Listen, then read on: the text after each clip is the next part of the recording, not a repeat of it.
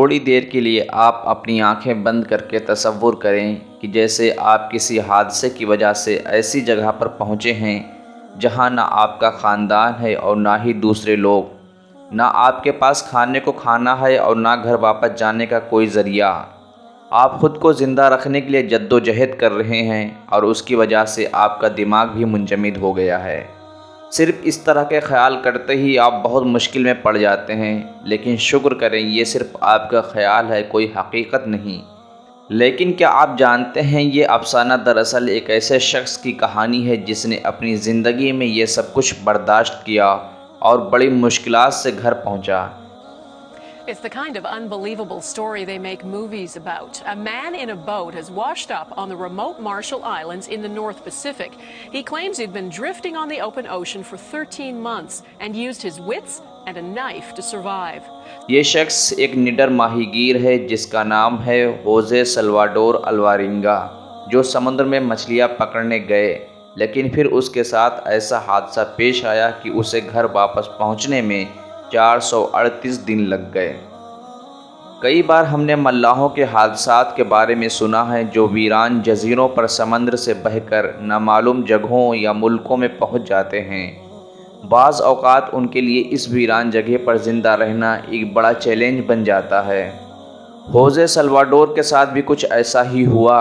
اس نے زندگی کے 438 قیمتی دن زندگی اور موت کی جنگ لڑتے ہوئے گزارے، لیکن آخرکار اپنی ہمت کے باعث وہ اپنے گھر پہنچ سکے۔ آئیے جانتے ہیں اس کی پوری کہانی۔ ہوزے ایک پیشہ ور ماہی گیر تھا۔ یہ 17 نومبر 2012 تھا جب ہوزے میکسیکو سے اپنے گاؤں سے سمندر میں مچھلیاں پکڑنے کے لیے نکلا۔ وہ اپنے ساتھی کے ساتھ قرطبہ گیا۔ ان کے مطابق اس کام کو مکمل کرنے میں انہیں صرف ایک دن لگنے والا تھا، لیکن کون جانتا تھا کہ یہ مستقبل میں کچھ ایسا ہوگا کہ 30 گھنٹے کا وقت 438 دنوں میں بدل جائے گا۔ دونوں نے بلیک ٹپ شارک اور سیل فش کو پکڑنے کا منصوبہ بنایا۔ پہلے تو سب کچھ پلان کے مطابق ہو رہا تھا، لیکن اچانک ایک خطرناک طوفان آیا اور وہ اس میں پھنس گئے۔ موسلا دھار بارش ہو رہی تھی اور تیز ہوائیں چل رہی تھیں جیسے آنے والے خطرے کی نشاندہی کر رہی ہوں۔ پھر بھی ہوزے اپنی سنگل انجن والی ٹاپ لیس کشتی میں چلتے رہے، لیکن ایسا کرنا اس کے لیے بہت خطرناک ثابت ہوا۔ وہ دونوں اس طوفان میں پھنس گئے اور ان کی کشتی کی موٹر، ان کا ریڈیو وغیرہ تمام ضروری چیزیں بھی خراب ہو گئیں۔ اب اسے کسی طرح اپنی جان بچانی تھی، اس لیے اس نے جو 500 کلو گرام مچھلی پکڑی تھی اسے دوبارہ سمندر میں ڈال دیا تاکہ کشتی کا وزن کم ہو۔ ان کے پاس نہ کشتی کو چلانے کے لیے کوئی سپر تھا، نہ تاریکی کو دور کرنے کے لیے کوئی مشال، نہ ہی ٹارچ، نہ کھانے پینے کا سامان۔ ایسا کوئی سامان بھی نہیں تھا جس کے ذریعے وہ ساحل پر بات چیت کر سکیں۔ اس کی کشتی پانی کے تیز دھار کے ساتھ بہہ رہی تھی، زمین دور دور تک نظر نہیں آتی تھی۔ جب بھوک ناقابل برداشت ہو گئی تو ہوزے اور اس کے ساتھیوں نے خود مچھلیاں، جیلی فش، کچھوے، سمندری پرندے وغیرہ پکڑے اور ان کا کچا گوشت کھا کر اپنی بھوک مٹائی۔ پہلے تو وہ بارش کا پانی پیتے رہے، لیکن پھر ایک وقت ایسا آیا کہ ان کے پاس پینے کا پانی بھی نہیں تھا، تو وہ کچھوے کے خون، پیشاب بھی پیتے رہے۔ یہ دونوں سمندر میں تیرتی ہوئی پلاسٹک کی اشیاء کو محفوظ کرتے تاکہ ضرورت پڑنے پر کام آئے۔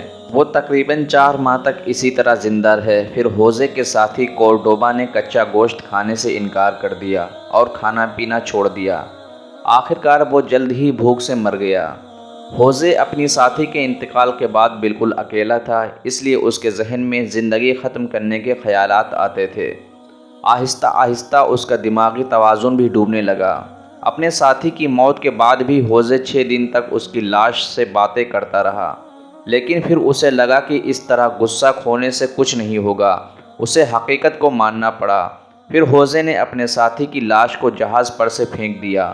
ہوزے کے ساتھی کورڈوبا نے اسے کہا تھا کہ مرنے کے بعد اس کی لاش کو نہ کھائیں۔ ہوزے نے زندہ رہنے کے لیے سب کچھ کیا۔ وہ اپنے نقطۂ آغاز سے 10,000 کلومیٹر سے بھی زیادہ دور تھے اور انہیں کوئی امید اور کوئی سہارا نہیں تھا۔ چنانچہ اس نے سب کچھ اللہ پر چھوڑ دیا وہ اپنی کشتی کے آئس باکس پر بیٹھے وقت گزار رہے تھے۔ ہوزے نے آسمان میں چمکتے ہوئے ستاروں کو دیکھ کر اور چاند کے مراحل کو گن کر وقت کا پتہ لگایا۔ کئی بار انہوں نے اپنے ارد گرد جہاز دیکھے لیکن کوئی بھی ہوزے کو نہیں دیکھ سکا۔ ہوزے اپنے اوپر سے گزرنے والے ہوائی جہازوں کو اشارہ کرنا چاہتا تھا لیکن اس کے پاس اشارہ کرنے کے لیے کچھ نہیں تھا۔ اس طرح وہ کسی سے مدد حاصل کرنے کے قابل نہیں تھے۔ پھر اپنی تنہائی میں وقت گزارنے کے لیے ہوزے گانے گاتے تھے، حمد اور دعائیں پڑھتے تھے۔ تقریباً 438 دنوں تک جہنم جیسی زندگی گزارنے کے بعد 30 جنوری 2014 کو ہوزے نے فاصلوں پر پہاڑوں کو دیکھا جو جزائر پر مارشل کے صرف ایک چھوٹا سا گوشہ تھا۔ پھر ہوزے نے بغیر کسی تاخیر کے کشتی سے چھلانگ لگا دی اور تیر کر ساحل پر پہنچا۔ آخرکار ہوزے ساحل پر پہنچ کر بے ہوش ہو گئے۔ مقامی لوگوں نے جب اسے بے ہوش پڑا دیکھا تو اسے گھر لے آئے۔ جب ہوزے کو ہوش آیا تو اس نے اپنے قریب بیچ ہاؤس کے مالکان کو دیکھا جنہوں نے متعلقہ حکام کو ہوزے کے بارے میں آگاہ کیا۔ جب پولیس نے دیکھا کہ ہوزے کے ٹخنوں میں ورم آ گیا ہے، اس کی بینائی کم ہو گئی ہے، وہ مشکل سے چل سکتا ہے اور اس کے بال جھاڑی کی طرح نظر آ رہے ہیں، پولیس نے سوچا کہ ہوزے نے کسی پر تشدد کیا ہے، لیکن ہوزے نے انہیں سچ بتا دیا اور تفتیش بھی کی گئی جس سے معلوم ہوا کہ وہ بالکل سچ کہہ رہا ہے۔ جب ہوزے اپنے گھر واپس آیا تو سب اسے دیکھ کر حیران رہ گئے کیونکہ سب کو لگا کہ وہ اب اس دنیا میں نہیں رہا۔ ان کی واپسی پر ہوزے کے والدین اور ان کی بیٹی کی خوشی کی کوئی انتہا نہ رہی۔